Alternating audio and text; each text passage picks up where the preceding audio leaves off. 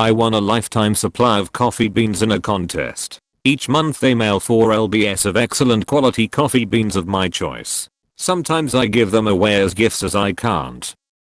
Back in the 60s, my grandmother, who was rich then, had purchased a health insurance policy with no deductible or copay for $116 MO. The premium was lifetime and would never go up, and it was absolutely carte blanche. Pay for nothing, ever. Over the years, that insurance company would be bought and sold, and there was always some scam they would try to get her to upgrade or change policies. Some would even try to bully her. She had a lawyer, whom she outlived, that said, no matter what, don't do anything. Any company that buys them out has to honor your policy. It is lifetime. Just don't miss a payment. She outlived a number of insurance companies, and her money. She lived until age 90, and had excellent health insurance until the day she died of old age. Update/edit. Word. She said her friend said she was crazy all those years ago, when she bought it. Her husband had just died, and left her a couple of warehouses in the Minneapolis area.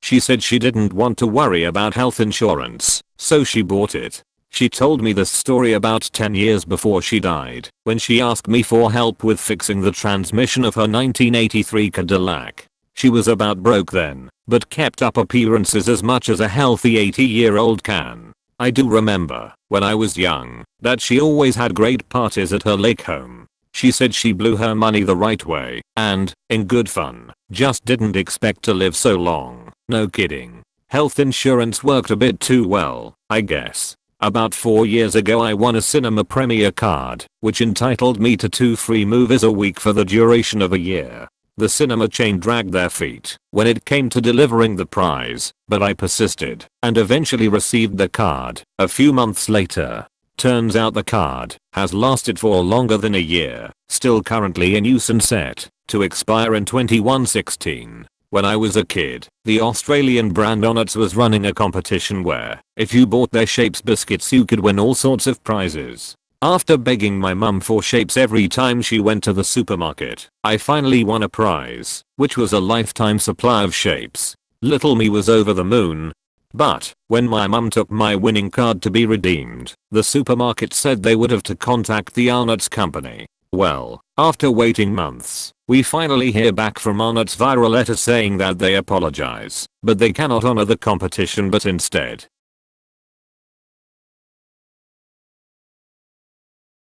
Colleague of mine won a year's supply of beer from a craft brewery in an office raffle. They sent her 1 bottle of beer a month, 12 beers total. My friend won a lifetime supply of Pringles. She got something like 300 cans of Pringles and they were gone in a few months, but she lives on. About 15 years ago Lego did a thing where there were gold tabs on the corners of instruction manuals. If you collected enough and mailed them and you get a lifetime subscription to the magazine. My brother and I spent all our allowance on sets during that time and got enough to send in. We got the magazine for probably about 5 years after that. We even moved and got the address changed a few times. They stopped after a while though, and would restart for a few months after we called, but eventually we never heard back. My grandparents bought my dad a lifetime subscription to National Geographic as a kid. We have mountains of those yellow pages. When he had no fixed address they would save all the issues, and then ship out the bundle when they found him again.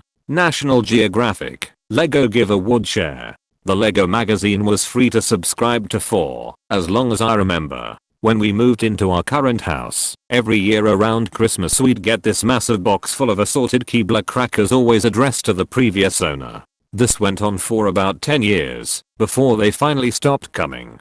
To this day, we have no idea what kind of deal the previous owner had with Keebler, but lem tell you we always looked forward to that cracker box every year. Edit 2. I was a kid when all this happened. I had no idea this was technically illegal, and to be perfectly honest, I don't think my parents did either. They're pretty straight-laced folk. We didn't have any contact information for the previous owners. We just knew they moved to somewhere in Florida. Our local Krispy Kreme burned down one day, and about a year later it reopened. The first 100 people in the door were given free donuts for a year and number 1 got them for life. A friend and I camped out overnight with over 100 other people. The first guy in line was there for an entire week. We ended up getting our year of donuts, and it was a punch card which let us each come back once a month for a free dozen donuts.